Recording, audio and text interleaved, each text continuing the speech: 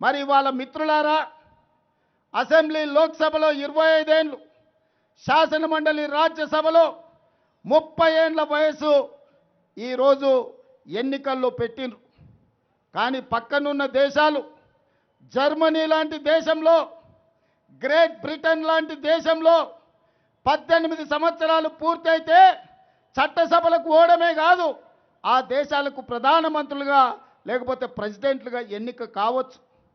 పక్కనే ఉన్న సింగపూర్లో 21 సంవత్సరాలు పూర్తి చేసుకుంటే ఆ దేశానికి ప్రధానమంత్రి కావచ్చు. అందుకే ఈనాడు మా మిత్రుడు మహేష్ గౌడ్ గారు ఏదైతే సూచన చేసిండో మీ అందరి సమక్షంలో నేను మాట ఇస్తున్నా.